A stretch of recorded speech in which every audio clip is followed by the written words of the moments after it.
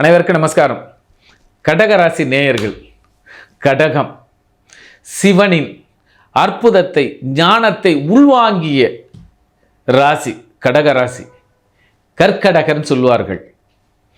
அப்பொழுது இந்த காலம் சிவனையே உள்வாங்கியது, சிவனோடு உறவாடுவது, சித்தர்களோடு பேசுவது, நல்ல ஞானங்கள் வெளிப்பாடுகள் உண்டு.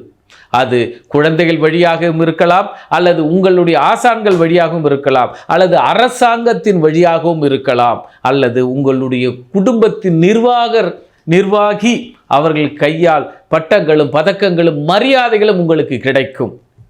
கடகம் கடல் கடந்து பேசுபவர்கள் உங்கள் வாழ்க்கைக்கும் உங்களுடைய வழிகாட்டிக்கும் உங்களுடைய வருமானத்திற்கும் உதவி செய்வார்கள்.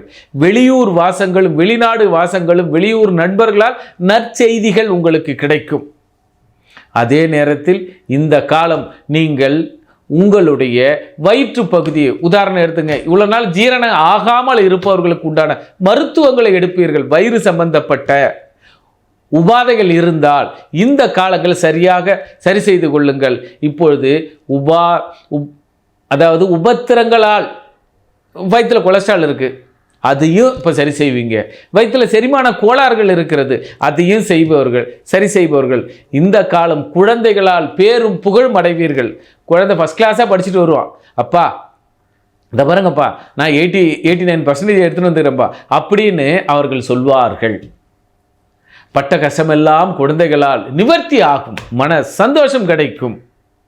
வாய்ப்பு இருந்தால் உங்களுடைய குலதெய்வ கோயிலுக்கும் அல்லது உங்களுடைய பிடித்தமான சித்தர்கள் அவர்களுக்கு ஒரு நிமிடம் அல்லது ஒரு மணி நேரம் அமைதியாக அமர்ந்து தியானம், ஐயா எங்கள் குடும்பம் நன்றாக இருக்க, என் குழந்தைகள் நன்றாக இருக்க, உங்களுடைய அனுகிரகங்கள் தேவை என்று வேண்டுதல் வையுங்கள்.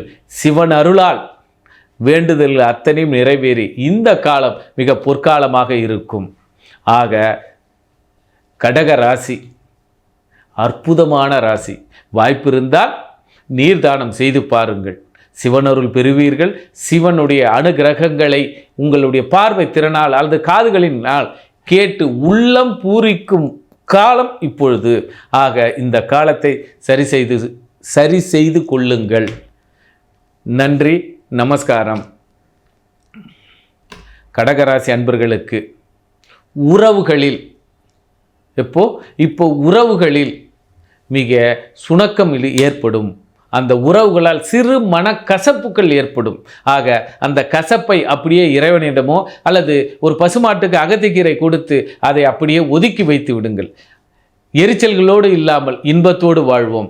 நன்றி, நமஸ்காரம்.